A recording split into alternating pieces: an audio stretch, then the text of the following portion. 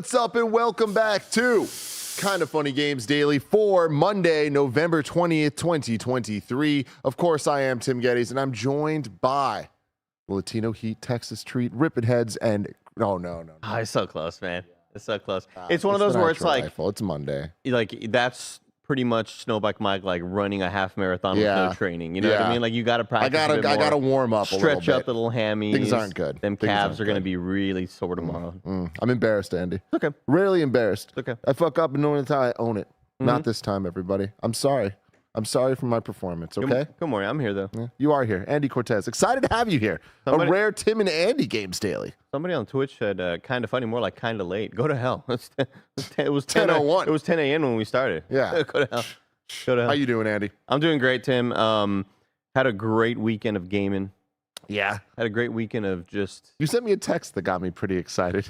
I did. And I really think like we could do it easily, and I would love for you to try it. Because I've been playing through more of my second playthrough of Armored Core. You're doing it. I thought you were giving up. I thought you said, "Oh, I beat it and I'm done." But I just sit there, Tim, and I look at my Steam library as if it's my refrigerator, and I'm like, do I want my Coke Zero? Do I want my energy drink? I'm like, look, it's like a little library of snacks. Yeah. I'm at the CVS, maybe some Goldfish crackers, maybe this and that, and I just every once in a while we'll just boot it. Oh Jesus, we'll just boot it up. And that wasn't even a burp. I don't know what happened there. I'll just boot it up, and we'll hop in, and we'll do a mission here or there. A sortie is what they call them, Tim. Ooh. And I was just like, God, Tim needs to experience this video game. Yeah. You do And then I looked up easy mode mods, and there are easy mode mods. That's exciting. That allow you to lower damage output, up the health. It gives you a bunch of different parameters you can kind of mess with, along with, you can make all of your mech pieces allow you, because the way the game works is the heavier mech pieces allow you to be more tanky, but that means that you won't be super fast. Yeah. The light pieces make you super fast and agile, but you can't carry like really good guns. In this case, all that stuff is kind of thrown out the window. Just the fun. Just the fun. Yeah. So we can make this happen. Here's the problem, though. I like doing things the right way. And Sure, what does that mean? I feel that. It's some dumb shit in my head. Of course. Enjoy games however you want to enjoy games. Of course. But I don't know that I could enjoy games knowing that I'm cheating myself. It's more of like me taking you to a really cool anime action movie and saying like, hey, you're going to be required to hit some buttons and kind of move around, but you're experiencing this story with cool characters that say stuff like, I'll always be at your side, buddy. Like it's all I need. Come on, man. Yeah. It's really sick. God, we can do it. I know. I appreciate that. I think we might need to get that set up because I want to give that a shot because I started Armored Core and I went back to it once and I still couldn't beat that guy. And I'm like, I know I could. I know I just need to dedicate. I still don't know what guy you're talking about. It was just the first the beginning trial boss guy. The helicopter dude comes in. The helicopter. Big ass Okay, helicopter. Yeah. I've had a less interactive weekend, more of a watching type weekend. Many shows out, Andy. A very passive weekend, everyone. We're in a good time for TV, Andy. I don't know if you know. There's just so many shows popping off. It's wild, man. Yeah. Like Gen V going straight into Invincible, Loki season 2. Oh, what a time. And then now we have this kind of next group coming on. Invincible still running. The Curse with Nathan Fielder and Emma Stone's going. That's weird as hell. Monarch, the Godzilla show, started. And it's pretty damn cool. Like, it's not the best thing I've ever seen, but like it's pretty much dealing with the aftermath of the Godzilla attack in the San Francisco one. Okay. And it's like on the ground floor. Millie Bobby Brown? No. Before that one. Millie Bobby Brown? With Elizabeth Olsen. Oh, gotcha. Oh, and Aaron, you'll never see me coming. Exactly. That guy. Yeah. Quicksilver. That's right. They were Sith brother and sister. Weird, right? They were fucking in the other movie. That's right. Wild. Hot. But it's dealing with the aftermath from more of like a ground, like a human perspective of like Godzilla attacked the world. What's that look like from like a economy perspective of everybody like selling a bunch of bullshit of like prepare yourself for monster attacks, but it's all bullshit. It's kind of cool, man. Fascinating stuff. I've heard it so far. I've heard it's better than it should be. 100%. That's probably the best review I could possibly give of it. But the thing that is as good as it should be, Scott Pilgrim Takes Off. Oh, I'm on episode 2. Dude. Yeah. It Very cool. For people who are like, I don't know that I want to see it again. Like, I know the story, whatever. It's the Final Fantasy VII remake of Scott Pilgrim. And it nails the vibe and spirit of both the graphic novel and movie, taking some of the better parts from both and putting it together, but then also way more new shit than I expected. And like, I'm not even just talking about like, oh, they changed a joke before it was a Pac-Man joke and now it's a Sonic joke. They do that too, but there's a lot more that I don't want to spoil. But like, I am 4 episodes in and I am incredibly impressed. I feel like episode 1, I was kind of like, it's cool. But then after that, I'm like, this is freaking really good. Chris Evans is so great. What a treasure Chris Evans yeah. is. But his voice acting in this is really funny, and he just really kind of plays into that character. Yeah, the whole cast from the movie, like all of them, which is like very, very and the impressive. animation and presentation and art style is freaking phenomenal. And watching that, Gucci doing the music. Yeah, the Gooch. Watching that, I'm just like, I wish Invincible had one extra level of art style, like. And I know they're going for the comics accurate kind of look, right? But this looks just so much more nice to the eyes, you know? Yeah. So much cool stuff. We're doing an Invincible screencast, actually. We're going to be recording that and I think posting that later today for episodes 1 through 3. Final episode of the first half of this season is later this week, but we're not going to be getting to that. Anyway, enough about all that. This is Kind of Funny Games Daily, where each and every weekday we get together to talk about all the video game news that you need to know. Today's stories include Last of Us 2, officially coming to PS5. Wonder Woman is single player and more, because this is Kind of Funny Games Daily. If you're watching live, you can correct us when we get stuff wrong by going to kindoffunny.com/you're wrong. If you don't want to watch live, you could watch later on youtube.com/kindoffunnygames or roosterteeth.com. You could also listen as a podcast by searching your favorite podcast service for Kind of Funny Games Daily, and we will be right there for you. Remember, you can use Epic creator code KindaFunny on all Epic Store and Epic in-game purchases like Rocket League and Fortnite to help support the channel. And remember, patreon.com/kindoffunny will get you the show ad-free and a whole bunch of bonus content. Little housekeeping for you, Andy. There's no Games Daily this Thursday or Friday because we're off for Thanksgiving. We sure are. What are you doing? Oh, absolutely nothing. Yeah, you're not going home? I'm planning a big Saturday stream that the name is still tentative. Andy's big backlog bonanza extravaganza. I like that. Possible for Saturday. But then we also wanted to throw the word bash in there. But then bash kind of throws off the word with extravaganza. I like having those back to back. Maybe bash bonanza extravaganza. Who knows? Where, yeah, I'm just going to be going through, let's play more Resident Evil. Let's play more, Tim, I may have gotten like the Wii U version of Super Metroid Prime or Metroid Prime Remastered. Doesn't work as great, so I may just play the OG version, the real version.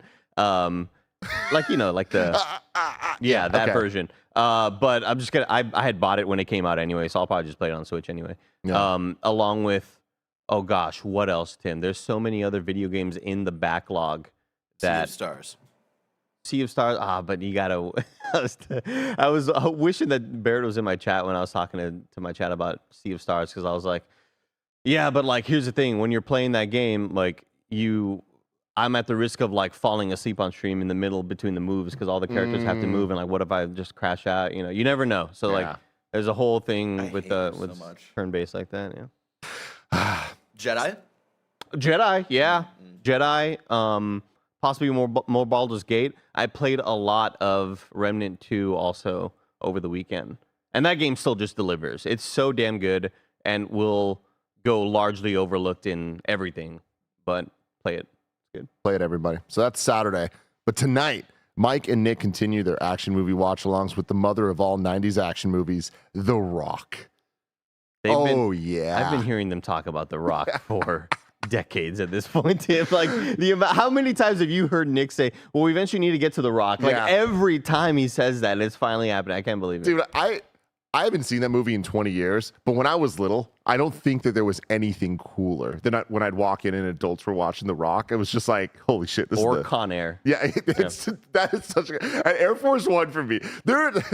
It is embedded in my Get mind. off my Harrison plane. Ford grabbing, get off my plane.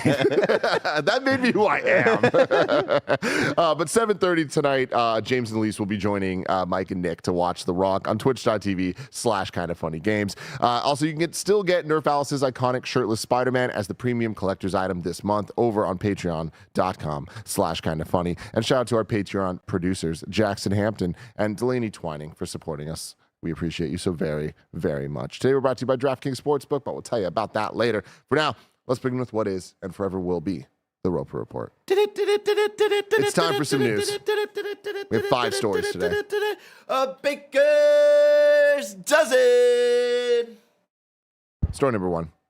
Sony announces The Last of Us Part 2 remastered for PlayStation 5. This comes from Jay Peters at The Verge. Naughty Dog officially announced The Last of Us Part 2 remastered on PS5 on Friday evening following a bunch of leaks about the game earlier in the day. The game will be released on January 19th, 2024, just like the leak said. The biggest new addition seems to be a roguelike survival mode called No Return that's designed to let players prove their mettle in randomized encounters and experience The Last of Us Part 2's combat in a fresh experience. Naughty Dog's Jonathan Dornbush said in an announcement blog post, "Hell yeah, Bush." Kind of forgot he was over there. You'll be able to play as some new characters and work through various stealth and combat encounters that will pit you against a range of enemies with unique twists that can add new, unexpected factors to any given encounter. As for technical improvements, Dornbush says the game offers native 4K output in fidelity mode, 1440p upscaled to 4K when in performance mode, and if you're using a TV that supports variable refresh rate, there's an option to unlock frame rate. You can also expect improved loading times and DualSense features like haptic feedback and adaptive triggers. In addition to the new roguelike mode, there's a new guitar free play mode, which I can't wait for you to play with, Andy. I had a good time. I mean, even in the non-free play mode, I had a good time with it. With unlockable instruments, the ability to experience some incomplete levels that were cut from the original game, developer commentary for those cut levels, and the main campaign's cutscenes, and a speed run mode for James Burke. If you already owned The Last of Us Part 2 on PS4, you can upgrade to the digital version of Remastered for $10. You can also bring over your saves from the original to Remastered. So this was a whirlwind, Andy. Last Friday, we talked about the leaks, and then by the end of the day, we were, as a group in the office, watching the trailer for this thing. What are your key takeaways from it? My key takeaway is that it is such a bummer that there's no mention of multiplayer with this roguelite mode. I thought if you made this a 2-player thing, similar to the Returnal multiplayer experience, that was the key takeaway that I had. Otherwise, some unexpected kind of little neat additions. These lost levels seem kind of neat for developers to be able to show things that, were left on the cutting room floor, things that never kind of made the light of day. But I think that's kind of cool for devs to still show off that aspect of game development. And here's maybe why this level didn't work. Here's why at this point we had such good momentum in the story or the plot that we didn't want this to kind of slow you down. All that stuff is super interesting. I like the commentary. But yeah, otherwise, I'm just looking forward to see really good comparisons done by like Digital Foundry, because I know there's been a lot of stuff kind of pissing people off on Twitter, which is shocking, but comparisons of visuals and what this looks like in PS5 versus PS4. It's a compressed fucking Twitter image. Chill out. Let's see what the kings at Digital Foundry have to say as far as what the exact visual differences are in, by the way, there's one complainer on fucking Twitter. Jesus. What the actual differences are in terms of like new shadows being added here, further LOD pop in, whatever the hell, all those little additions that get added on PS5. So the key takeaway, roguelite mode. Yeah. I mean, dude, there's a lot here. We talked about it on Friday of like what we believe this is happening, but what's it going to be? Is it going to be a director's cut? Is it going to be remastered? Is it going to be like just Last of Us Part 2, like more of like a port? Like, how are they going to justify charging $70? They found a way. They found a way. But I didn't necessarily expect this, where it was going to be remastered with bonus content. I guess it is kind of a step in between, like something like Ghost Legends or something like that. But I like this. I think the $10 upgrade path makes this it kind of negates the, like, are you fucking seriously charging $70 for what I think there's no way you can shake it as not being nearly as big of a upgrade as we saw from Last of Us Remastered to Last of Us Part 1 that came out last year, where it's like, cool, that justifies the price to a lot of people because it is a completely different looking game. Whereas like I booted up Last of Us Part 2 last night on PS4 on my PS5, just looking at it. I'm like, I just can't really imagine it looking much better. Yeah, exactly. So like, I don't have hope that it's going to be like, oh my God, it looks like a completely different game. Right. But that's not what they're promising. They're just promising these like little updates. And to me, something that gets me really excited is the DualSense support and even having a better performance mode, a better fidelity mode than we previously had.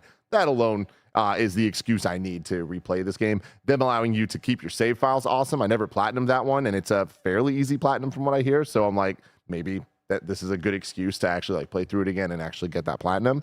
But I think the cut levels is the coolest thing ever, and we haven't really seen that done before. And I love it, especially for these type of games that there aren't that many of, but the God of Wars or Last of Us, like the Naughty Dog, Santa Monica games, like being able to go play unfinished things specifically with the developer commentary, I'm so interested in seeing the implementation of that because in my mind, it's pretty freaking sweet. It's such a deeper look into development that I don't expect from this AAA sort of level. When we talk about levels getting leaked or unfinished stuff, that's always people data mining the game on PS4 or PS5 or the PC version and people finding stuff that, oh, here are all the... And I only know that just because of the stuff that I watch, like from software content. Here's the levels that didn't make it. Here's this enemy that was supposed to be a boss, but it was just kind of turned into this and that. This is a really cool look into this large of a project from this large of a studio. And I kind of didn't expect that. I think that's really neat. And I think it's great for people that are into game development and want to possibly get into game development or are on that path.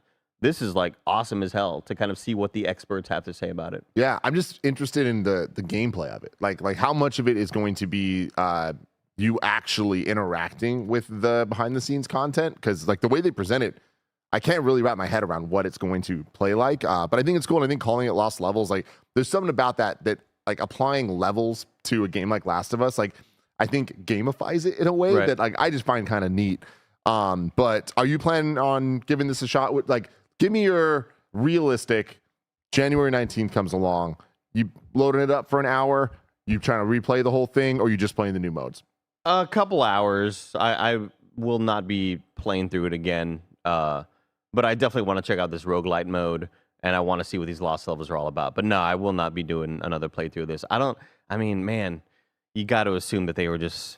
I would love to hear the conversations in those offices of how long can we delay this for season 2 of The Last of Us? Yeah. Like, how long can we delay this for HBO's?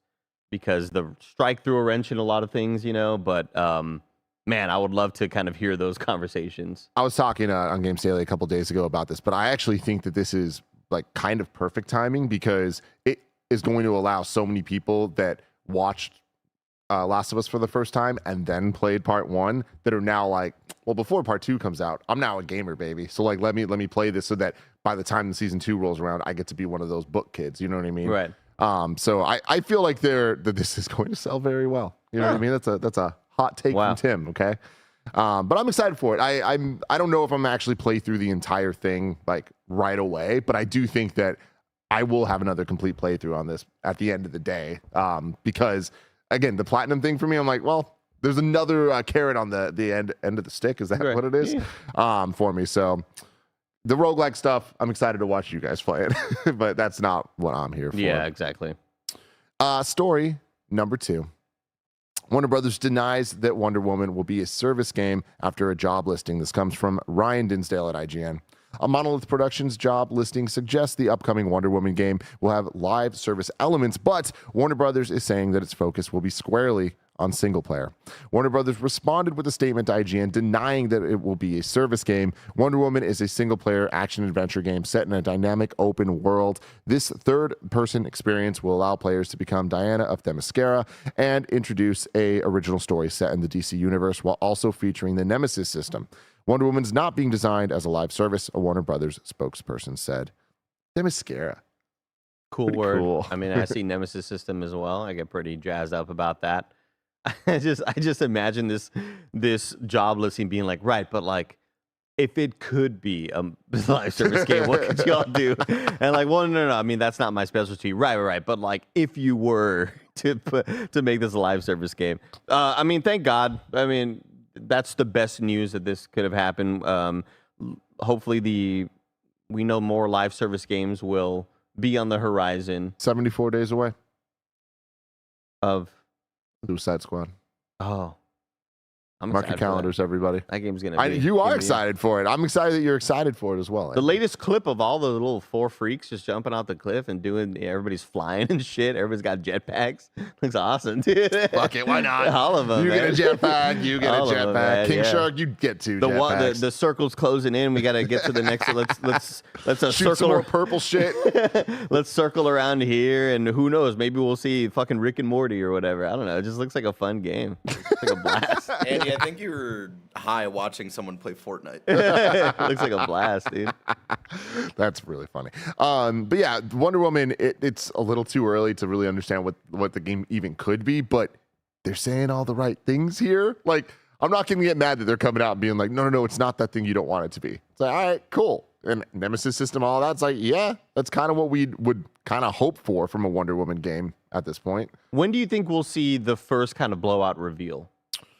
I mean, I feel like it has to be getting kind of soon because they announced this game a long time ago, and Like Summer Game Fest E3 type shit? yeah, but like a while ago, right? No, but I'm saying, like, is that when you're like this yeah. year? I mean, Game Awards and WB have been pretty tight in the past, but that seems a little early. But at the same time, does it? Like, why? Like, this is years ago that they announced this thing, so. I'm surprised we haven't gotten any leaks like we do with a lot of other games where a voice actor ends up saying something or a voice actor updates their LinkedIn and you look at it, you're like, oh shit, that's who's playing Wonder Woman or whatever. I'm surprised we haven't had anything of that level. Yeah, I mean, there's a lot of games out there that I like. Wonder Woman and Iron Man are 2 games that I'm like, those are really happening, aren't they? Like, they already announced those.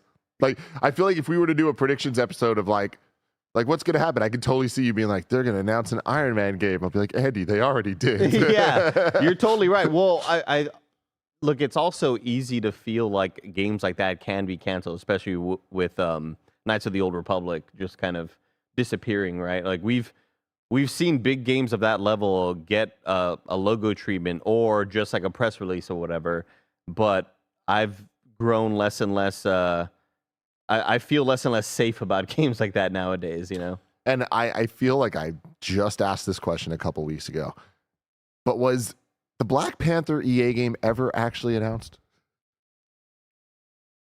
I think that was just a Jeff Grubb thing. I think that was just Grubb talking about it. Okay, a little Grubb That's talk. different from the Black Panther Captain America one, right? Yeah, yeah. Yeah, Aggie Justin says an Iron Man game's been announced. I totally forgot that. Yeah, EA's making a Iron Man game. So, You're just gonna be playing Anthem with a fucking Iron Man skin. I mean, just give the people what they want, right? It felt good. It felt good. Take me back. Take me back to the time I demoed Anthem. Do you think that there's a chance that we see Wonder Woman at Game Awards? No, I think it will be summer. I think that'll be summer. Yeah, I think there's a chance.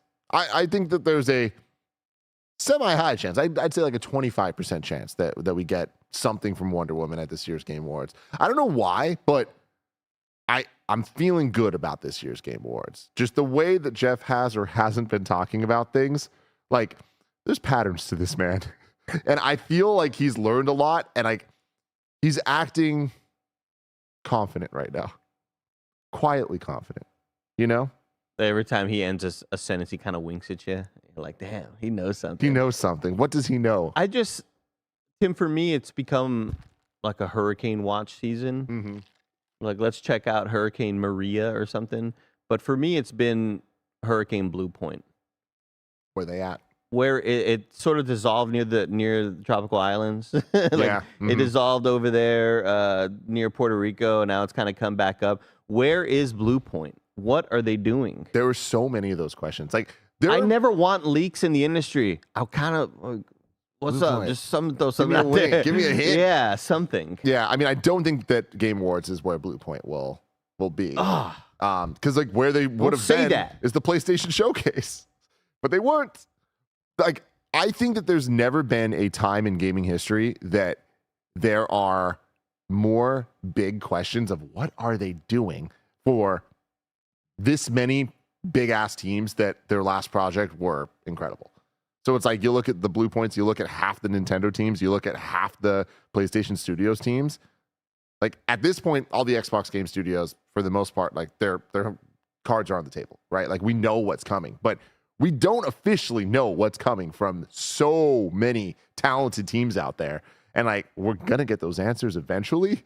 And it just feels weird we don't have them right now. But I do think that we are understandably about to hit that kind of like reset point of the insanity that was this year of so many games getting pushed into this year. What does next year and then 2025 start to look like, especially with the Switch 2 looming and whatever the next set of PS5 games coming out looks like, or if it really is just going to be a whole bunch of games as a service type things for a while with, a Wolverine thrown in there, which is very, very, very exciting.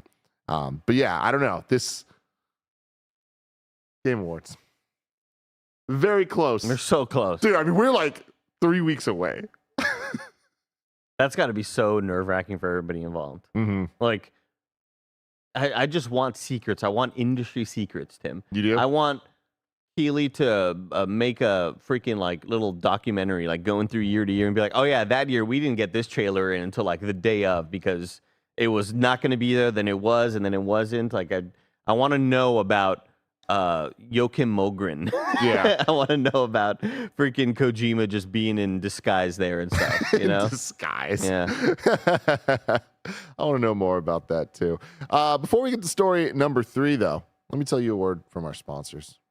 This episode is brought to you by DraftKings Sportsbook. There's so much to be thankful for: family, friends, food, and NFL football all week long. DraftKings Sportsbook is keeping your Thanksgiving week full of action. New customers can bet just $5 on the NFL action to score $150 instantly in bonus bets. Looking ahead to Thanksgiving, the Lions are always playing next week, and they have Green Bay coming to town, and the Lions are currently 7.5-point favorites. So download the DraftKings Sportsbook app now and use code KindaFunny. New customers can bet $5 on the NFL Thanksgiving action to score $150 instantly in bonus bets, only on DraftKings Sportsbook, an official sports betting partner of the NFL, with code KindaFunny. The crown is yours.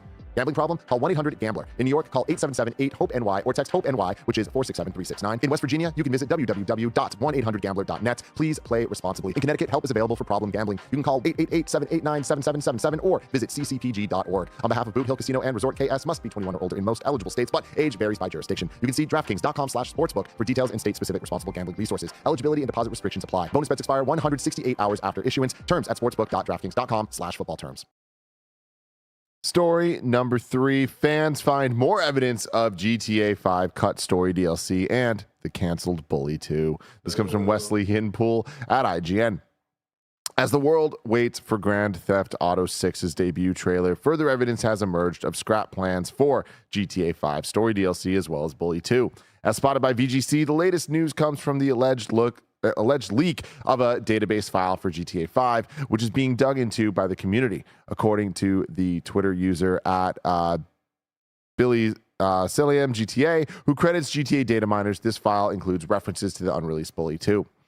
They add there's a reference to GTA 5 playable character Trevor with a jetpack, which suggests story mode DLC was repurposed into GTA Online. In 2018, Rockstar finally unveiled GTA Online's Doomsday Heist missions alongside the Thruster, a jetpack that's still exclusive to the multiplayer mode to this day. GTA 5 never did receive significant story DLC despite the constant call from fans. Rockstar instead focused on money spinner GTA Online, which a decade on from GTA's initial release is still going strong. Meanwhile, Twitter user GlowDevs reveals references to CNC, which is thought to relate to the Cops and Crooks mode that was reportedly intended for GTA Online, but was canned after the murder of George Floyd by a police officer in 2020. All this relates to past content, of course, and with Rockstar's focus now firmly on GTA 6, it's doubtful it'll ever see the light of day. I hope it never does. Let the past stay in the past, and let's get that new thing. Let's get it going. Because we were, baby. I mean, in the little commercial break right there, I had forgotten. I know. We were like, I was wondering, was that in a different timeline that Andy experienced that? Yeah. Was that in a different multiverse where Andy is hotly anticipating the next GTA 6 trailer, the first GTA 6 trailer, the big reveal? When is that? When First is week of December? It's what they're saying. Early December. Like we are weeks away from seeing GTA 6, getting information on it. It doesn't feel real. It really doesn't feel real. Like it's unhypeable to reach the points of hype that this is. Like we've talked about it for years. How many times have we used GTA 6 as a thumbnail, Andy? Yeah.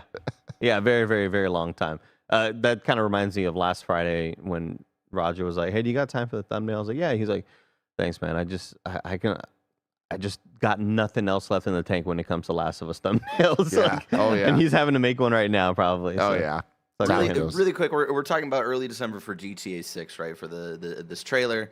There's been debate if they're at the Game Awards or not. I don't think that they need them. I think the Game Awards needs GTA 6, but GTA 6 doesn't need the Game Awards. How do you think there's a chance that they drop the trailer not at the Game Awards, but during the Game Awards? I mean, they'd be really stupid to do that. I don't think so. I think that kind of is that creates beef where there Yeah. doesn't need to be. I think that's like a... that would I be think maybe if- misguided. Yeah, I think if maybe, we'd heard a lot of like shit talking between Keeley and the heads of Rockstar or something like that.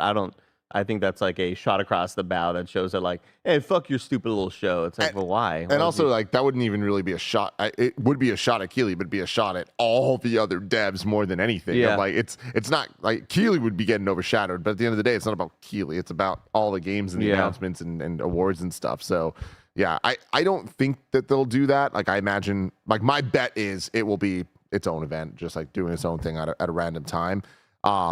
But like, I would love to see it at the Game Awards. Like, I really think that would be the coolest thing. And I feel like that'd be a real vote of confidence in the Game Awards and like a showing of respect of like, yeah, let's all show up together. There's the downside then of it would still overshadow everything, but then it makes that event feel that much bigger and celebrating games. Like, there's pros and cons no matter when this drops. It's GTA 6. Like, it is going to dominate the news cycle forever from this point on. This is just the beginning.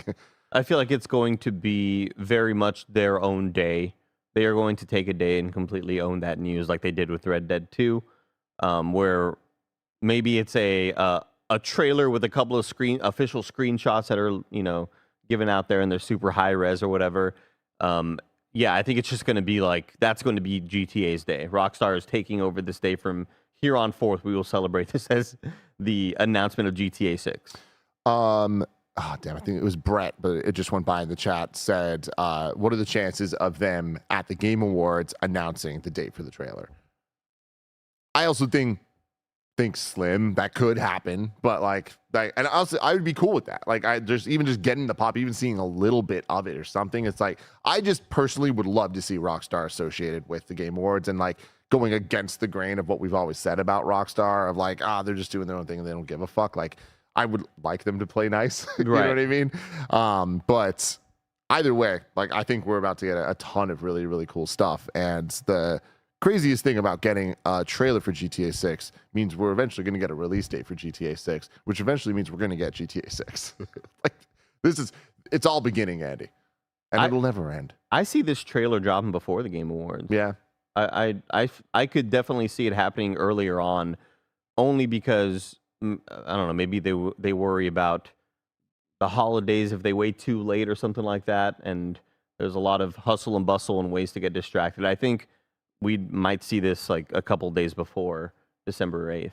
I think that is the safest bet. I agree. I feel like going after is a little weird. They have been saying early December, and Game Awards being a third through December is still early, but it is, I feel like, on the later side of that. Yeah. But do you think, what's the likelihood it comes out before versus being at? I kind of want to say 100%. I think they own that full day. Yeah. Like, it's going to be on a weekday. It's going to be on a fucking Wednesday or a Thursday. And you're going to wake up to GTA news. Or if you're on the West Coast, you're going to wake up to GTA 6 news. And if you're on the East Coast, you would have had it kind of around lunchtime or whatever, maybe a little morning breakfast. I see this on Thursday, December the 5th. Is that's even the right date? No. Did I get that date right? That's a Tuesday. One of them. Well, Thursday is the 7th, the day of the Game Awards. Which is I Game find Awards. that hard to believe. Wait, the Game Awards is on a Friday. No, it's a Thursday. Like December 8th? Yeah. No, it's the 7th. Why is Google telling me shit wrong? I just asked what day is the Game Awards. Is it December 8th? Maybe that was last year. No, it says 2023. Moneycontrol.com. Get your shit right, website. Come on, man. Yeah, I feel like Tuesday the 5th. I could see that. Yeah. That What do you sounds think all we right. get from this trailer? Do we get a release date? I think we get it all. I don't think they. I don't think they hold. Whoa, what do we get, Andy? I don't think they hold anything back. I don't think this is a find out more at the Game Awards. I don't think this is one of those moments. I think we get. It's gonna have a sick ass fucking song. Oh The yeah. trailer is gonna have some awesome ass song that, and We it's are gonna going to be get copyright striked immediately. It's going to be 2.5 hours long. We're going to get a glimpse into the protagonist, Tim. No, for real, we're going to get like a little glimpse as to who the protagonist is. Maybe it's just like the creative player, but I feel like it's going to be pretty concrete as to who the protagonist is and what their deal is. And suddenly there's a crime boss. And suddenly there's high stakes and this and that. And there's like will we see a helicopter flying by like a casino maybe? I don't know. That's what I'm assuming. Yeah. Just throwing things out Just there. looking at old GTA Yeah. trailers. Like, these are things I kind of remember. Gonna get away. I feel like the first trailer is usually like there's cool music playing. It's more like the gives a vibe of the era, right? Which we imagine is going to be present time at this point, right? Yeah. And then like a lot of shots of like the world. I mean, we're gonna see Vice City. Like that's crazy. We're getting a Vice City. Do you think that they are going to have? Because I'm just wondering, what are their parodies going to be? Because it's been a very long time since Rockstar has had to parody something that, kind of reflecting modern times, right? We always, at that time, get we understand what it is they're going for. I'm just thinking of like, are they going to have podcast parodies? Are they going to have their version of TikTok? Are they like what exactly is going to show that like, oh, this is a 2023 game? It's gonna be an uphill battle, my friend. Like I am pretty concerned, and I shouldn't be because it's Rockstar and they've not missed yet when it comes to that stuff. But I think it's a different time, and I think no matter, they need to be clever. They need to be like above and beyond it all. And I feel like the more they do that, the more they're going to alienate a huge swath of their fan base. And I don't even know what that looks like at the end. This is a GTA taking place in Florida in 2024. Oh man! Like, we'll see. Is there going to be a mission regarding the Florida Man? I mean, There's got to be. Yeah. You're just going to hit like there's a mission called Florida Man where a Florida man is on the loose doing some shit. Doing some You got to shit. take his ass down. Oh man. Well, we won't have to wait long to This see. is so exciting. It really is. Story number 4. Returnal's director is leaving Housemarque. Andy Robinson at VGC. Harry Kruger, the director of Housemarque's acclaimed PS5 exclusive Returnal, has announced he's leaving the Helsinki-based developer after 14 years.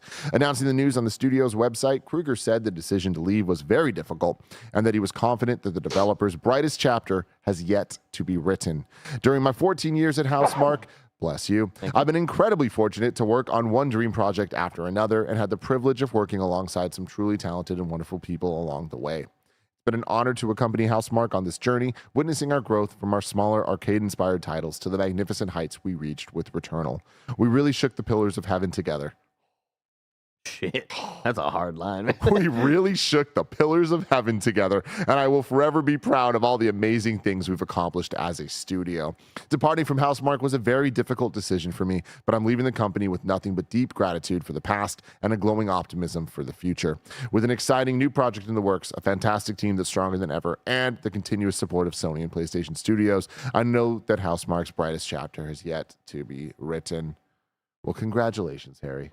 You Congrats deserve at that. 14 years. I wonder if there's an employee who read that, shook the line, the pillars of heaven, and was like, all right, chill out. Like, I made Nex Machina. Like, chill out. That's dope as hell. I worked though. on Matterfall. Yeah, that's 14 years of, that's a damn good run.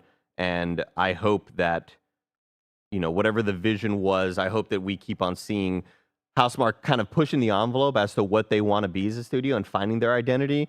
Understanding that they left a genre that maybe necessarily wasn't going to be popping off in the future and left it for bigger pastures, but still including that core DNA into what they're making. Gameplay. God, I can't wait to see what the hell they're working on. And so a lot here. I mean, first off, congrats to him for leaving. That's awesome. Second off, like, yeah, they've done so much, and to see their growth is so impressive. And it's cool that the industry has matured enough that we can get stories like this, that it's been 15 years almost of seeing this team go from being very small to being one of PlayStation studios putting out games like Returnal, and like even just to see the growth. We always talk about like Horizon, right? Of being like wow, that team made Horizon. Like that's so incredible. I love that there's other stories like this. Like that team made Returnal. Like it still has all of the DNA and what makes Housemarque games special, but it looks and plays like what we expect a modern PlayStation game to play like. Like that's very, very cool.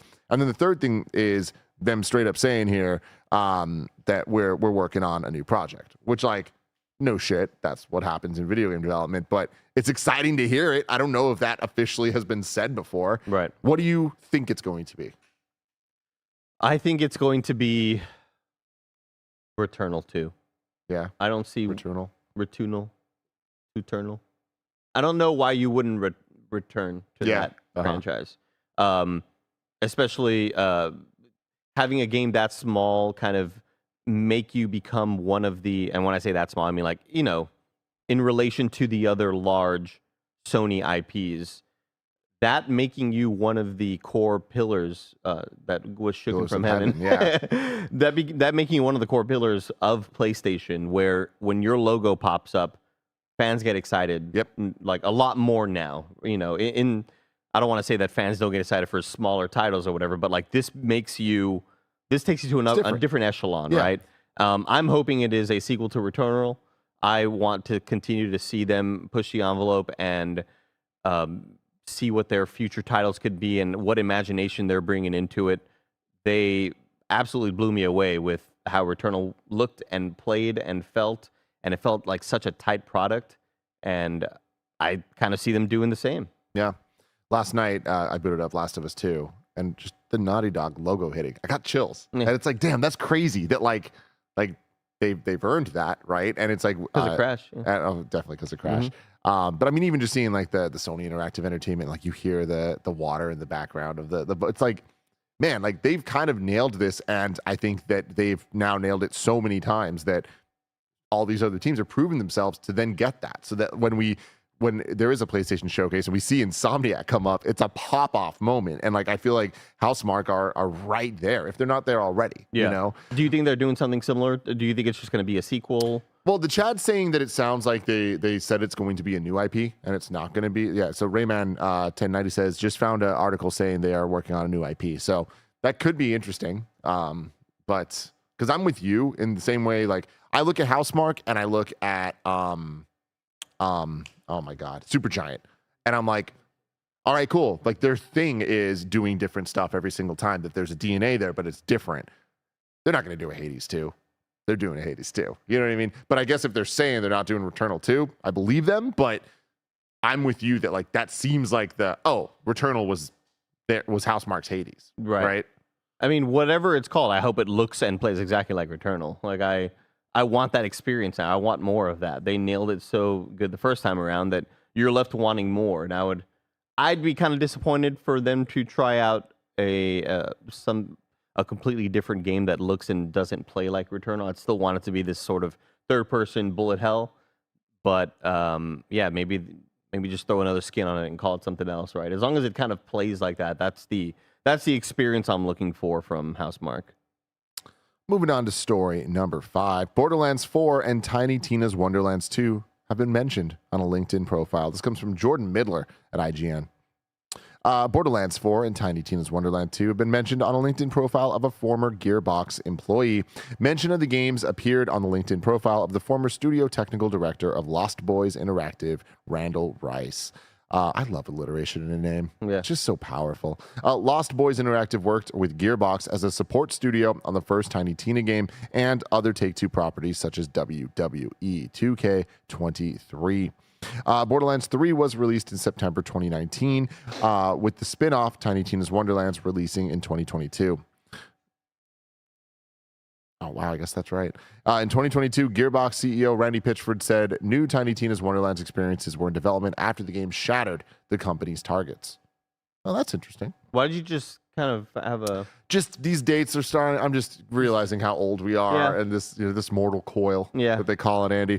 September 2019 for Borderlands 2. I'm like, yeah, it sounds about right. And then I started thinking about it. I'm like, all right, yeah, coming up on half a decade. Cool. And then 2022 for Tiny Tina. I'm like, that sounds so long ago. And I'm like, well, technically it was just a year ago, but it feels like a lot longer. Yeah, I was just also, I wanted to just kind of look up sales of Tiny Tina Wonderlands. And yeah, I was not expecting to find out that the sales had exceeded the publisher's expectations. Because I don't know if I expected a Tiny Tina's 2. Obviously, I expect a Borderlands 4 to happen. I didn't expect that little kind of offshoot that still had that, DNA of what a Borderlands game is, except it's all kind of magical. And I had a good time with Tiny Tina's Wonderlands. I just didn't know if it kind of hit in that way. Because I know that a lot of people were disappointed with the humor of it. And I largely felt like Borderlands 3 was more eye roll than chuckle. But in Tiny Tina's Wonderlands, I legitimately laughed a lot more than I thought I would, and I was very surprised by the writing team's efforts there. But yeah, I mean, it's only surprising for Tiny Tina's Wonderlands 2 for me. Borderlands 4 is kind of a given at this point, right? Like, I feel like we're going to get Borderlands games until the end of time. Yeah. Where's the Borderlands movie? That's an excellent question. Yeah. Can you believe the Monster Hunter movie came out? No. Yeah. Yeah. Like 2 years ago. Really? Yeah. Well, because I had sent Greg unironically liked it, I think. Who? Greg. Greg doesn't have taste. We know that. This is the worst taste of all time. Here's the thing, though, Tim. I had sent everybody a TikTok, and I think the people that I had sent this video were kind of like, I don't know what I'm getting out of this. And it was mainly because it was a video of Bobby Lee talking on a podcast, comedian Bobby Lee, about how he had filmed the Borderlands movie. And it was a story about him and the co-stars and just ran it. And I was like, oh, wow, they filmed that movie. It exists. Kate Blanchett, right? Yeah, Kate Blanchett is in it. Yeah, but he was, I forget who he was talking to in this movie. Somebody else may have seen this video. But he was talking about how he went on a little lunch date with all of the actors or whatever. I was like, wow, I cannot believe that this actually is out there somewhere. There's footage, whether it's being edited or CG'd, I don't know. But it felt like this movie kind of died after we saw Kevin Hart not really want to vibe with Randy Pitchford. Oh, that's right. Yeah. That felt like the last kind of legs that we saw. August 9th, 2024. So we're still very far away. Okay. If I want to know who's coming to Mama Grab Shop today, where would I look? The official list of upcoming software across each and every platform, as listed by the KindaFunny Games Daily Show hosts each and every weekday. Yeah.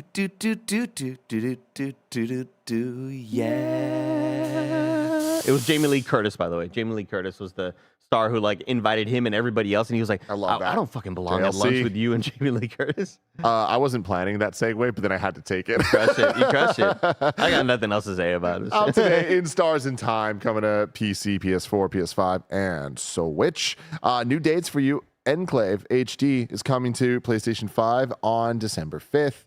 And I believe that's Enclave. Enclave. A Buick Enclave. I only know that because I used to work at Buick Pontiac GMC, South Texas. I love that. I just can't imagine you trying to sell me a car. I was never a salesman. I was just front desk. I was dealing with people. I can imagine. No más quiero saber si usted era completamente satisfecho. And they'd be like, no, señores, que... Let's get to a little thing I like to call Squad Up. Michael Clingerman writes in. He's on PS5. His PSN name. Okay, get this, y'all. His name is Michael Clingerman. His PSN name is clingyxd. I like that a lot. clingyxd. Everyone get on that. I like to imagine that it's a capital D, though, and it looks like Clingy smiling. Yeah. Like he's got that closed eyes and he's smiling. Yeah. Hey KFBFs, I'm looking for help getting the King Slayer trophy in Mortal Kombat 1. I tried just doing random matches, but I'm not good enough online in King of the Hill to get it legit. I live in the Midwest Eastern Standard Time, and I'm free any day from 5 to 9 p.m. Any help's appreciated. I'd be glad to return the favor. Go help your boy Clingy out. Khalif, where are you? XD. Yeah. Khalif can go help Clingy. Did you end up playing through the story of Mortal Kombat 1? No. That's a good backlog one right there. That's That's a good great one. stream thing. Even Big put it on- backlog, put it on bash, easy, do your extravaganza, thing, bonanza. Yeah. It's hype as shit, Andy. I'm letting you know. Yeah, there's pop-off moments that you're just gonna be like, what the fuck is going on? How long does it take? Like 3 hours. No way. Yeah. Oh, shit. Yeah, maybe a little longer. Maybe a I little would longer. say a little longer, but yeah, I would say in total, I think my Remember- playthrough was maybe 5, maybe Yeah. 6. I was say, remember, Tim thought 2022 was a long time ago. There's a lot going on. Yeah, no. I'd say maybe 5 hours. Like, especially if It was you. a good length for a fighting game story. Yeah. Little longer than I needed it to be, but like overall, it's like, this was a lot of dumb fun. We got a required reading for everybody coming from Rebecca Valentine at IGN. It is How Black Myth Wukong Developers' History of Sexism is Complicating Its Journey to the West. I'm going to read a little bit here. The global buzz around Black Myth Wukong may be gradually reaching fever pitch, but the excitement over the game feels like it's peaked back in China, with local publications referring to Black Myth Wukong as the pinnacle of locally made AAA games. When it was introduced in 2020 with a 13-minute pre-alpha trailer, Black Myth Wukong was met with international acclaim for its sleek cinematic visuals and high-octane, high-fantasy combat scenes. Within a day of its release, the video had garnered 2 million views on YouTube and 10 million views on Chinese streaming site Bilibili. Billy, yeah.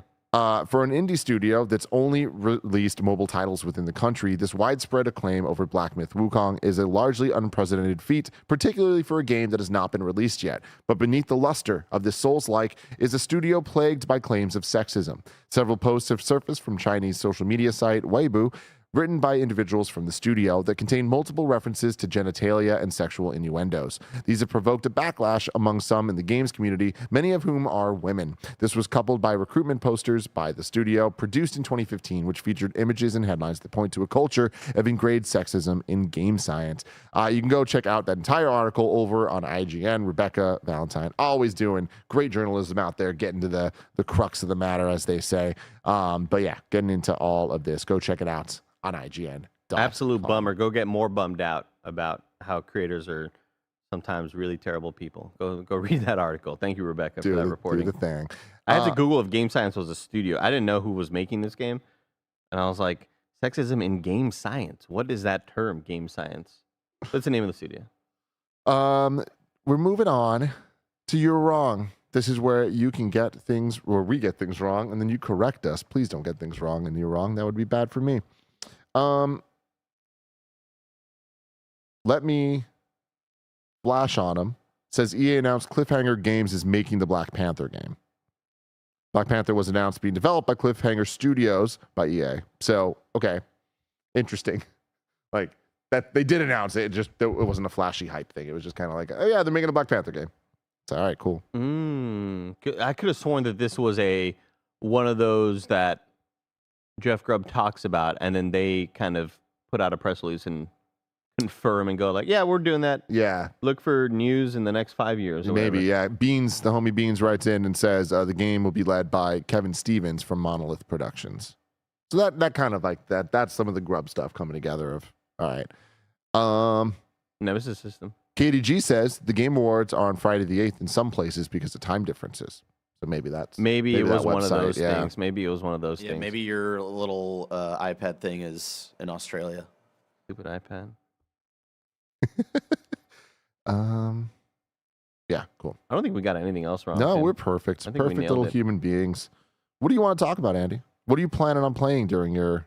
What's the biggest surprise that you hope you get to on Saturday? It's probably going to be Resident Evil 4. Yeah. Because, So where you at with that? Did you even start it yet? yeah. Okay. Oh, I got like maybe 3 hours in or Mhm. so. Forget exactly where I'm at, but I've already encountered Chainsaw Man like 2 times or something like that. Okay. So I'm deep enough to kind of understand it. And again, I think I experienced all of Resident Evil 4 over a weekend like rent game style thing on GameCube back in the day, and I played a bit of it, but it was more of me just watching my friend play it. So I remember a lot of the characters. I remember a lot of those moments. I never really had my hands on the sticks. Oh yeah. But it plays great on keyboard and mouse, and I'm hoping that my current computer can kind of make things look even prettier and run better. Game's gorgeous, obviously. And I love the parry system. I've always kind of, in my time, even with the demo, when that demo first came out, I enjoyed the mechanics of it. It's just, there's something about Resident Evil's vibe that scares me more than other games. It's so weird. And I think that's just a different strokes for different folks type thing, because playing Alan Wake 2 right now, there are certain aspects of it that scare me more than Resident Evil 4, like when I think of my time with Resident Evil 2, Resident Evil 2 is like, to me, one of the scariest games I've ever played. Except like maybe the final missions or whatever. But in that time period, I just feel like shit the whole time. And I think a lot of it is environmental sound, environmental music, just pure dread that I'm feeling in my body. And I didn't feel that with Dead Space because I've kind of like the action aspects of it. And I'm certainly feeling a decent amount of it with Alan Wake 2, but not to that level, I don't think. People in the chat were asking, have you beat Hi-Fi Rush yet? You did, right? Yeah. Yeah. What was the name of that boss fight that was dope as hell? Not Calliope, but Calliope. You're thinking Greg Miller. you know what I'm talking about, though, right? Red hair girl. Yeah. Calais. No. Colby Calais. Yes. That's the one. That's the one. What else? Corsica. Thank you. Corsica. Thank Corsica. you, Gondor's Condor. That's a car, right? It just sounds like a Toyota car that got a really canceled. cool one. Like Yeah, in they got 1998. canceled. Yeah, they stopped just Dude, manufacturing fucking them. Supra's back. I saw a new Supra recently, and I was like, holy shit. Supra. I started Blasphemous 2 over the weekend. And it's one of those that I'd gotten so many recommendations to play it, and I had bought Blasphemous 1 on Switch way back in the day when it came out, and I never played it. And Blasphemous 2 is one that came out a couple of months ago, I feel, and everybody's been asking me, Andy, it's like Hollow Knight, it's like it's got like a lot of Souls-like elements, the boss fights are awesome. And I just never expected me to actually dive into it. And I could have beaten Alan Wake 2 over the weekend, but I was like, what should I start? What should I play? And the most votes went to Blasphemous 2. And it is as good as everybody's been saying it is. It's such a tight feeling Metroidvania. The combat feels awesome. The parry system, these couple of the first bosses that you encounter, especially one of the main first bosses that I just fight, just has some sick ass mechanics, but it has that Hollow Knight feel where you're having to jump over projectiles in that phase, and this phase becomes you can't attack, you can only avoid certain things. I'm just getting all of those Hollow Knight vibes that I really enjoyed, and it's got a really dark kind of looking art style. There's some really weird, grotesque shit in this game that I think kind of lends to the environment. But so far, I'm just so into Blasphemous 2, and I want to keep on diving into it. I got to do this to you, Andy. We are, I don't know, 17 days away Pikmin from 4? the Game Awards. Lakers head? Hollow Knight, Silk Song. Is it there? No. No? No. Then where is it? I mean, if I could cross my heart, hope to die, and it's like stick a needle in my eye. Stick a finger in my eye? Needle. I think it's I think needle. it's needle. It's All not right. finger. Shovel. It's Hollow Knight, themed, needle. I think that it is a day and date thing. I think we're getting to that point with announcements and anticipation that there's like the chance gets higher and higher the longer we wait that it becomes a day and date sort of announcement. I think Hollow Knight's become big enough. Again, it's not the biggest thing in the world by any stretch of the imagination, but I think it's big enough that it needs a distribution runtime. You can't just be like, it's out. Like I feel like that deserves, not only deserves, I think that will get a like marketing cycle. But the only reason I'll disagree with that is we saw the hype that Hi-Fi Rush came with when you have that that day and date release and announcement, and if you are not interested in Hollow Knight, but you see the way everybody on the internet pops off for an announcement like that, you see the way, the way all of your favorite gaming creators and all of your friends are popping off about this one thing happening, you go, oh shit, maybe I got to check this out. Like, I think that's hype enough. I think the difference is that Hi-Fi Rush was an unknown quantity entirely, so that was like the best marketing it could possibly have. Whereas with Hollow Knight, it is a known quantity with expectations, and then because of that, I feel like it behooves them most to like get as many people. It's like, yo, you've been hearing about this game for years now. The new one's coming, and it's about to be awesome. Like, I just feel like you want to get that. I know they already kind of started. You need the Halo 2 trailer. Yeah. Oh, yeah. But we'll see. We will see.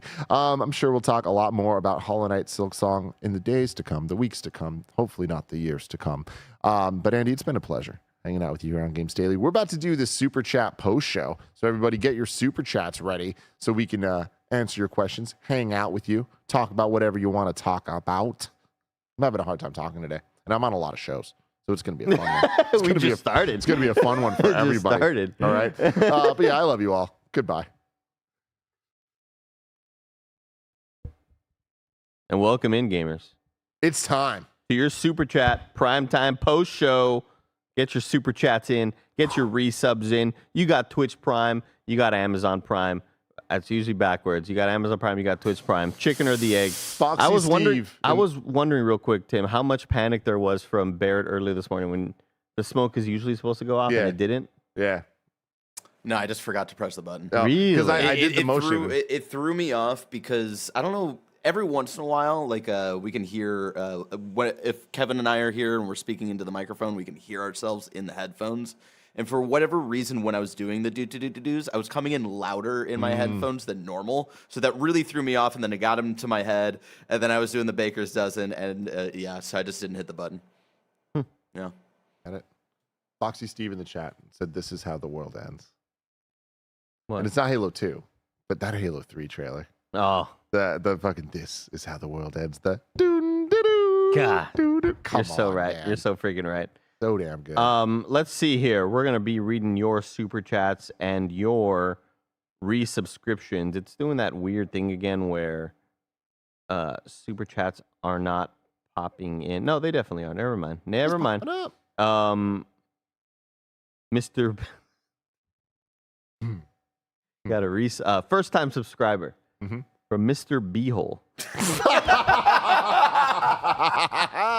God bless you all out there. But I don't know what Y'all it is. just living great lives. I don't know what it is. The funnier part about it is that like it isn't MR for it's like spelled out MISTER. Yep. You- Like thought was put into this, or you were Mr. trying to was taken. I was gonna say you were trying to stick it in somewhere else. And then You missed the missed her beehole. beehole.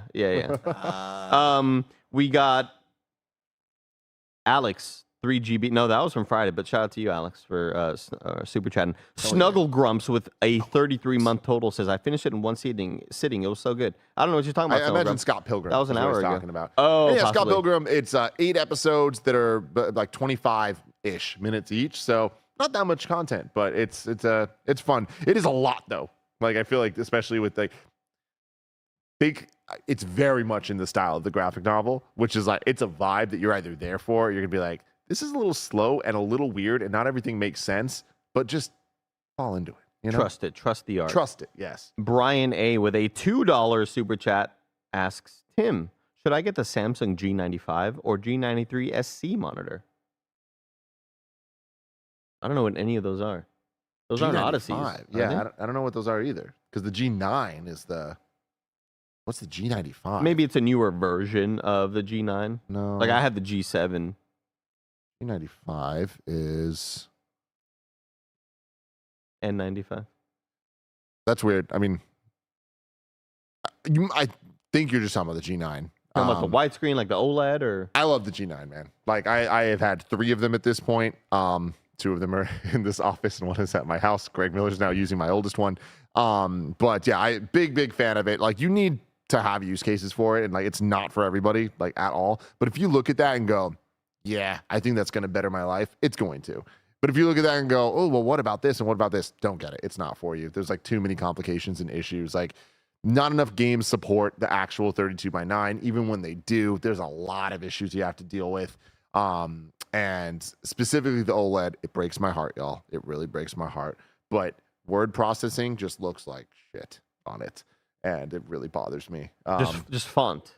Yeah, Text. there's something about the way that OLED monitors interpret true type font that just makes it look really jagged and messy no matter weird. what. And it's really unfortunate. Huh.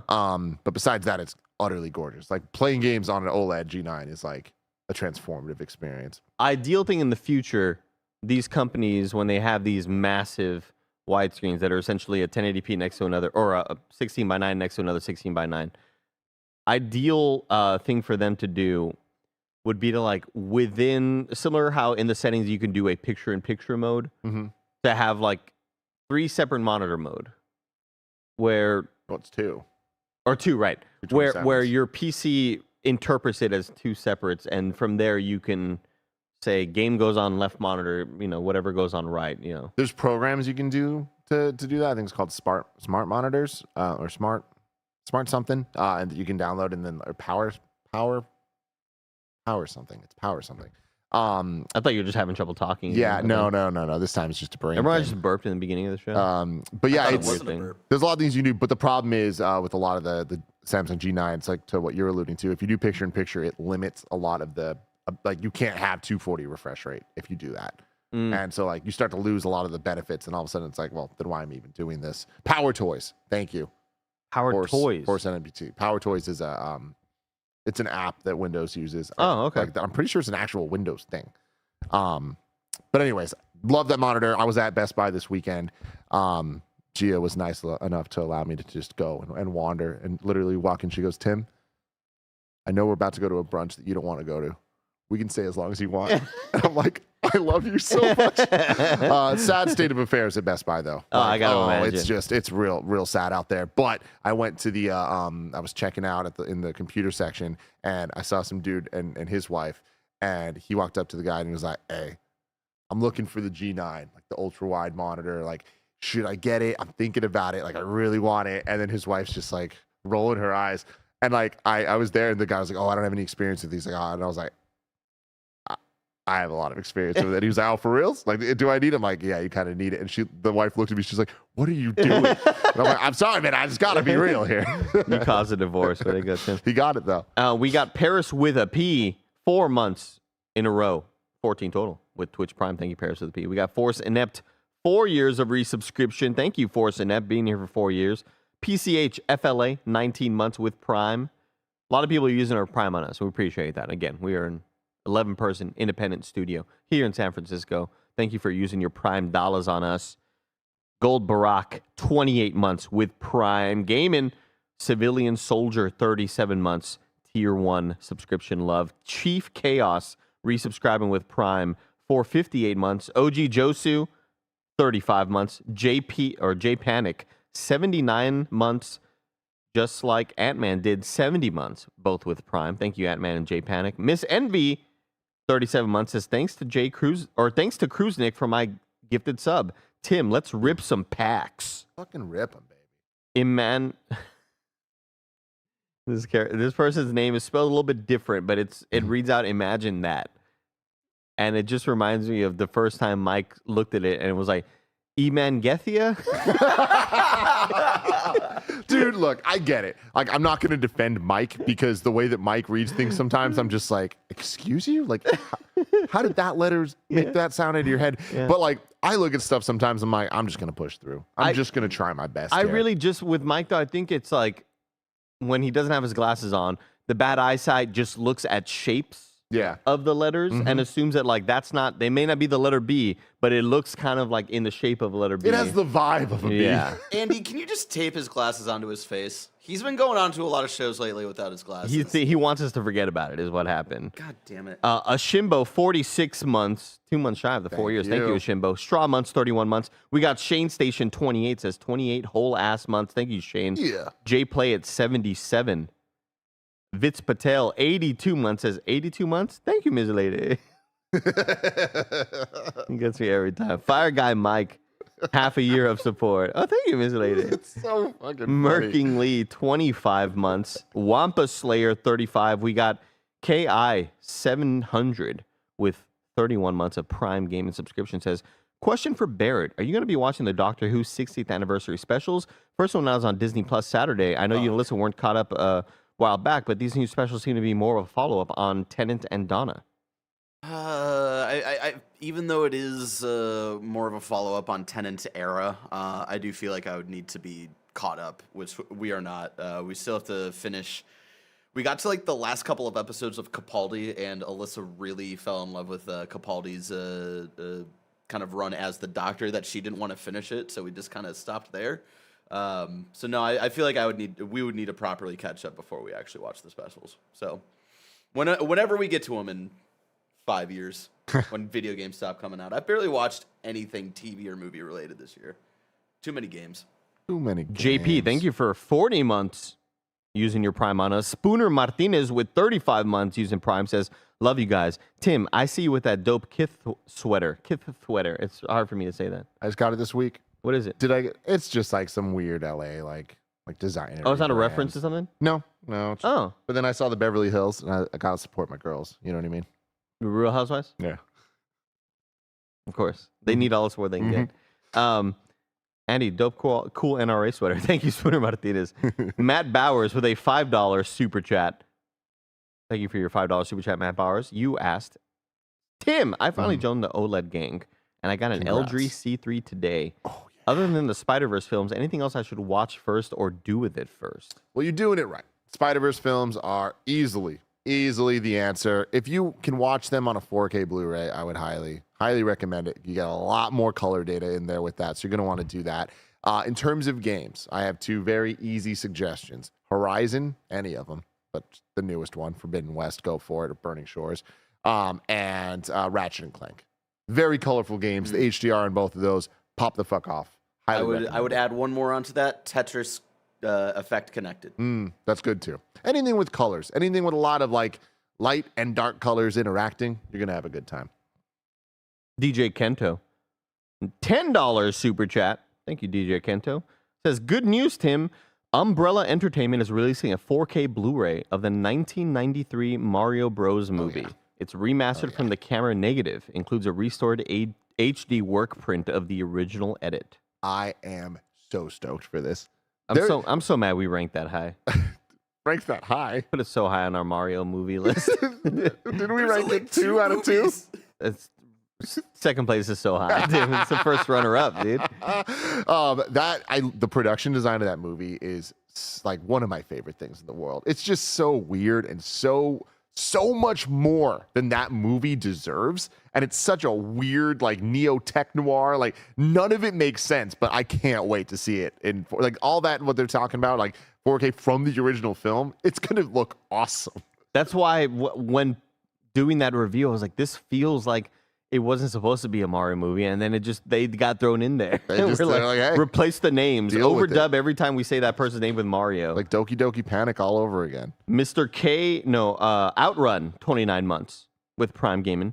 Hope you guys have a good Thanksgiving. Was curious if you guys are familiar with the Consoles. They're a jazz band, and Souls is spelled S-O-U-L-S. I like They're a that. jazz band that does video game covers. Definitely recommend checking out their YouTube. That sounds cool. Yeah, that really sounds cool. Great concept. I'm unfamiliar, but I'd like that. Soul music, jazz band, video game vibes. And what stinks is that anytime I listen to Bit Brigade's Mega Man 2 covers, is that they always get claimed on YouTube. Whenever if I try to post anything like that, like from a VOD or whatever, but that album is freaking phenomenal. I will be listening to that. Andy, do you listen to the Blood Brothers? Asks Mr. K-Rub with a 19-month... Tony Hawk's Pro Skater 2. That was Blood Brothers? It was called Blood Brothers by Papa Roach. Oh, yeah, different thing. Yeah, close. You're very, very close there. No, I don't listen to the Blood Brothers. I remember growing up, and when I was getting into my emo rock, pop punk phase, where I'm looking for all other bands that aren't just Blink-182 and Green Day, and my cousins listened to the Blood Brothers, and I listened to them. I was like, "This is fucking weird, man. This is like too kind of niche and like I'm so indie that I'm listening to bands like this. I was like, nah, I don't know what that is. I can't be that guy. Yeah, I'm not that guy. I'm not that guy, pal. Dear Sixlet, $5 super chat. Will Kingdom Hearts 4 be at the Game Awards for a big pop-off Star Wars reveal or something? Or for a big... Wait, what? I'm trying to, like, figure out the sentence in real time. But it says for a big... Will it be at the Game Awards for a big pop-off Star Wars reveal or something? Or do you think they will wait until Final Fantasy VII Remake launches to do the next trailer? They're asking, like, to reveal Star Wars World in Kingdom Hearts. Oh, I thought we were talking about the Ubisoft Star Wars game. No, I was like, what does that have to do with it? Honestly, Okay. Very, very, very slim chance. I would love it. Like, again, I think the Game Awards is awesome, and I want to see as much support of it as possible because the more support it gets, the better it's going to get, and then just everybody benefits. Everybody wins. Trying to hold that shit back makes no sense to me.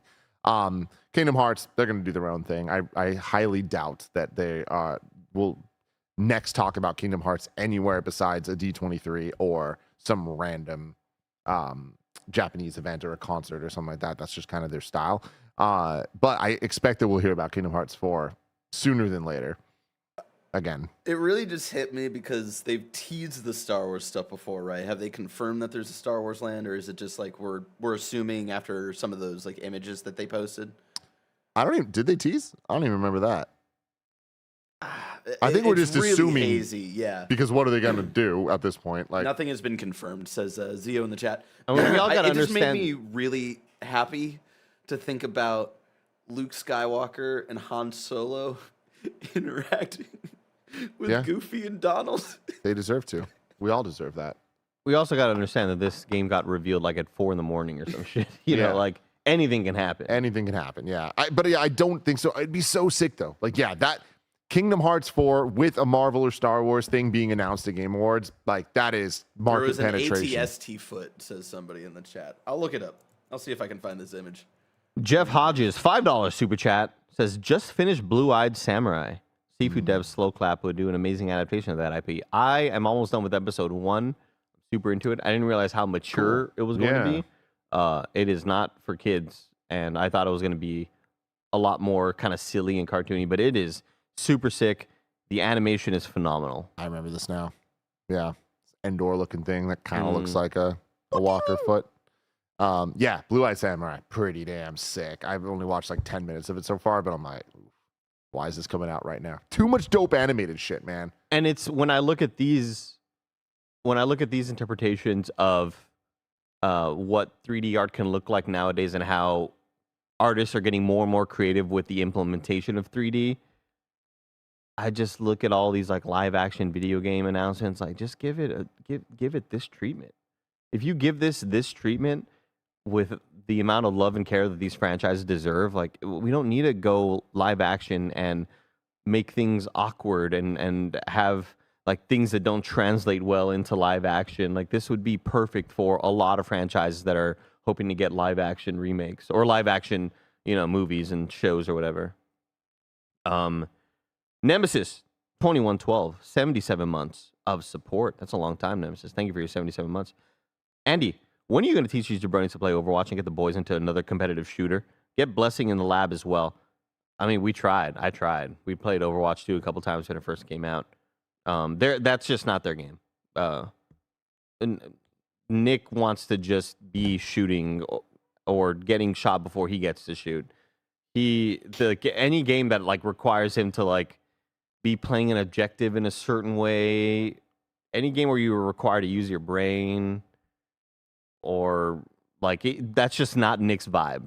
In the same way that whenever we try to play a game like Left 4 Dead or something like that, Nick just like I'd rather get clapped on by kids on the internet. When we were at the airport a couple days ago, we ran into Ryan Clements, who's over at Riot now, and Nick was talking about Valorant, and it's just I love hearing Nick talk about games because the irony is he plays a lot of games. Yeah, but the way he talks about them and his takes on games, very different than our takes on games. The way we talk about stuff, the way we understand how things are versus how he understands how things are.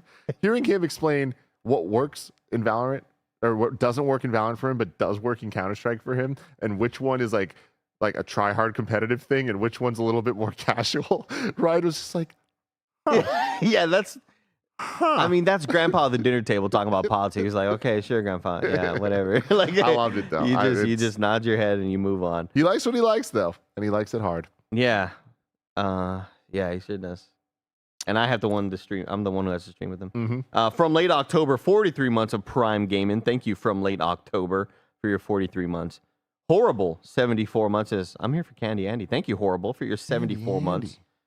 D Fuller, 64 months with Prime. Zeo VGM, 29 months total with Tier 1.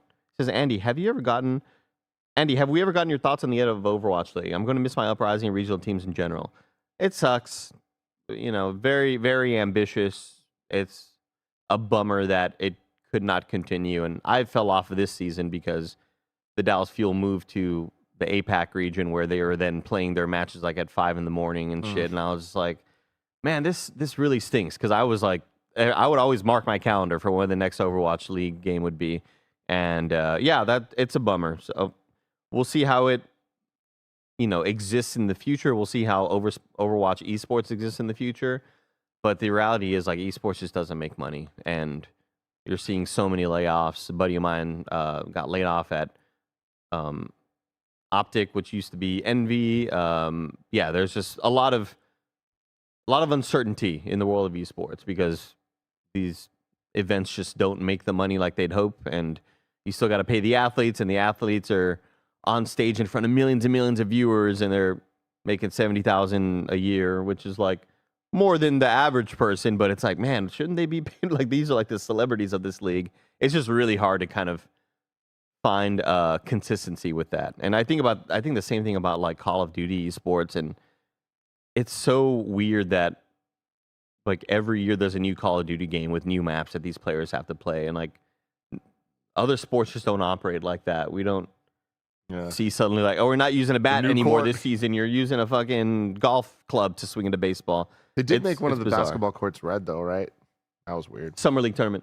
Yeah. The Summer League tournament, or not Summer League tournament, rather. The mid-season tournament is happening right now, and all the teams are kind of getting their mid-season looks of their courts, and they hurt your eyeballs when you're watching them. Love the idea. It's cool. It's weird to me where it's like red doesn't work. That weird off yellow, that works. Is it just that we're used to it? Because why does that work? It's just wood. It just looks like wood, I guess. I don't know. LeBron James says that he's going to try really hard to win this midseason tournament because all the players get $500,000 if they win. And he's like, I'm going extra hard because I want to be able to buy a Spotify Premium. He's like one of the most stingy players out there. He like never spends his money, and all the other players get mad when they go out to dinner. Lord Navarone, 31 months of Prime Gaming. Lego Jesus, 25 months. Labor Days, 26 months, asks, Tim, did you get your Master Ball? Oh, yeah, I got my goddamn Master Ball. Yo, I lucked the fuck out. Master Balls in Pokemon Go, extremely rare. As rare as they are in the core games. You know what I'm saying? You only get one. Well, they recently had a thing, you can get a second one. And just like the games. You got to go to McDonald's or something? You had to do a whole bunch of crazy ass shit, like walk a bazillion miles and like do all that stuff. Anyways, I fucking did it. The problem with it, though, is then you have the Master Ball, and you're like, well, now that I have it, I never want to use it. Right, exactly. So it's like, so what's the point? That's every item in games. You just end up hoarding it. So there's the Articuno Zapdos Moltres. There's the Galarian versions, where it's like the British versions, essentially, of those three. The only way to get those, Andy, is once a day, you can drop this thing, that incense is what they call it, that for 15 minutes, it makes more Pokemon spawn if you're walking. If you've noticed, I've been doing a lot of 15-minute walks during my lunch break. The lure or whatever. Yeah, almost. but there's a daily adventure lure is what it's called. Okay. So you drop one a day, 15 minutes. That's the only time that these birds might spawn. And their spawn rate is so low that if you see one, it's like, fucking do whatever you can. Throw the Master Ball. That's what the Master Ball is for. Recently, saw Zapdos. I'm like, holy shit. Because it's one of those things where I've seen him a couple times. You throw an Ultra Ball, it fucking runs. And then you're like, well, that was a waste of my life. Bye, yeah. Threw the Master Ball. Give me a flies. Caught the thing. My game glitches out and crashes. And I'm like, no! Did I just fucking lose my chance at the Zapdos and a Master Ball? Fuck. Load it up again. And it's just like, yeah, it was just fucked. And I'm like, this is the worst. Close the game. Open it up again. Got the Zapdos. No.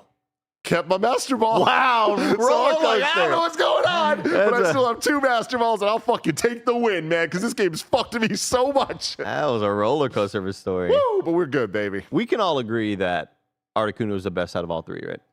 By default, you know what I mean? Moltres, bottom tier, absolutely. Yeah. Articuno, blue, so he gets the win, and he's, sick with ice.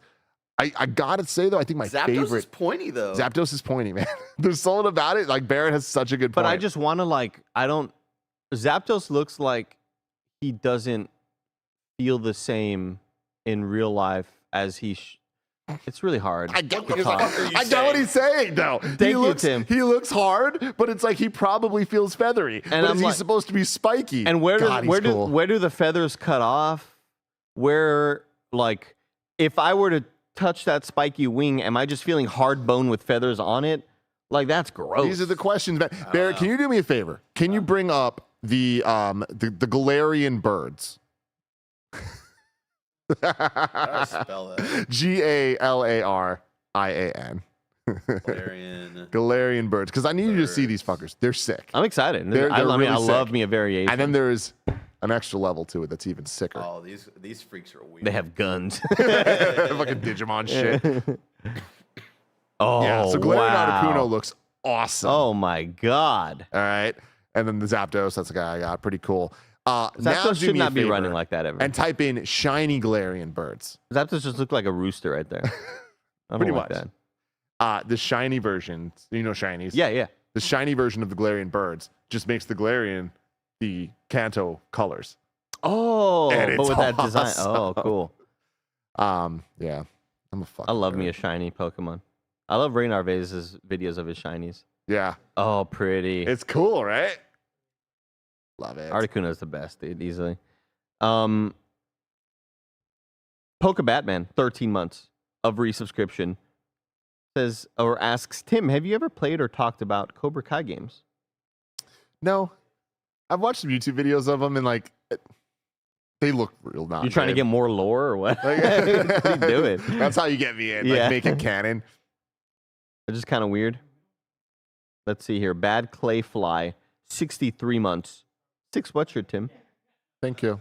Gilbert G12, 71 months with Prime as well. We got the homie Erratic Gamebowski with 20 months of Prime gaming support. Says happy Thanksgiving week, guys. You too, Erratic. Thank you. Thank you so much. The best. Axel 360, 52 months of Prime gaming. Says, love that we're seeing more Andy on KindaFunny Games Daily as of late. I'll tell you who doesn't love it. That whatever my throat and voice was doing in that first 10 minutes of it. But you and I kind of been all over the place It's right okay. now. I feel like there's a ball of just gunk in the back of my throat that I need to just scoop out and throw it on the ground. Just, Yeah. I feel Someone like deal with it. there's something in there. Justin T. Mars, 85 months of Tier 1 subscription, asks, why have I not heard anyone talk about how Harry Osborn looks like Colin Jost in Spider-Man 2? He's got that corny Harvard white guy voice too. I don't think he looks like Colin Jost. I don't know who that man is. The guy who's dating on the Weekend Update SNL, he was dating Scarlett Johansson at one point. May still be. I don't know. I don't know this man. What? What do you mean I don't know this man? He's never heard of this man. I mean, in I don't his think life. he's the most famous guy in the world, but I'm just kind of shocked that you don't know who that is. Yeah, they're married. Yeah, I don't know. I don't know. You've this never man. seen him on you never get a random Weekend Update clip on your TikTok algorithm or something like that? Can't say I have. Wow. Oh, they're married now. Yeah, Wow. Yeah, I don't know. I don't know this guy. Holy shit. Who the hell's Galactus? DJ Kento with another $10 super chat. Thank you, DJ Kentos. Asks, Tim, if you're in need of a productivity monitor, my favorite is the LG Square Up, which is a 16:18 ratio monitor. It's 30% off on Amazon right now. Resolution is 2560 by 2880. Whoa, weird. It can also display 2 stacked 16:9 inputs at once. Cool. That's pretty fancy. Black WC831 with a $2 super chat. Sony 65-inch Bravia XR A80L. Smash or pass? I'm unfamiliar, but I gotta assume that's one of the OLED. I imagined, yeah. Like And Tim always says Sony's are good for movies, LG's are good for games. thank you, Andy. I mean, they're both really good They're for both both. really good for both, but the Sony's cost more, so it needs to be a choice to get the Sony. Like Yeah. you really need be like, this is what I am investing in to get that Sony. Otherwise, get the LG. Highborn Frog. What the hell did my voice do there? Jesus, what is happening? Highborn Frog, 40 months of Prime Gaming. There's a frog in my throat right now. Mm-hmm. It's gonna He's hopping help. around in there. Spice Runner 90 with 51 months total of Prime Gaming. Says, Andy, when's that OLED showing up? Abilene, shout out. Yo, Abilene, what up? I don't know when I'm getting an OLED. I still don't know. I can't commit. Dude, I was thinking about this recently. I am almost coming up on a decade of having an OLED TV. What the fuck? And I'm just like, damn, my life's been pretty fucking sweet. You've been in it. I've just been in that shit. Adam Bartolo, 67 months. Prime Gaming. Thank you, Adam Bartolo. Omar Gonzalez with a $10 super chat. Thank you, Omar. Very appreciative of that. Says, sup, guys? Have a good day. We got Greg Westlake, $5 super chat. Do you think we'll get a trailer for the Hobbit Lord of the Rings game at Game Awards? Any info on what that game will look like? On the new Hobbit Lord of the Rings game at the Game Awards. I don't know if there's a new one. Oh, Hobbit. Sorry, I'm thinking Gollum. Oh, you mean like the cozy version? I'm going to say no. Yeah. That's that cozy little version. You're just out there in Hobbiton. Yeah, I don't think so. God, it's so sweet. When are we going to do Hobbit in review? Let's add it to Lord of the Rings. I was thinking about that actually. I need to start scheduling. Freaking Nick got me all pumped up saying that he enjoyed it. Yeah. Which is like, I don't love my ally there, Yeah, but like, yeah. we'll see. We'll see. $5 super chat from Jace Drones asks about Blue Eye Samurai as well. Now, you probably typed that in right as we were talking about it. Very cinematic, full of Ghost of Tsushima energy. Andy would love it. Barrett, will it be on the next kind of anime? If Mike's watching it, that's on Netflix, right? Right. Yeah, I don't have Netflix. $17 or 17 months of Revenant. Thanks for watching the super chat poster, everybody. Rub-a-dub-a-ding-dong. We'll see you in the gameplay stream after this. Mike, I hope you read the rest of the super chats and resubs. We love you all. Goodbye, gamers.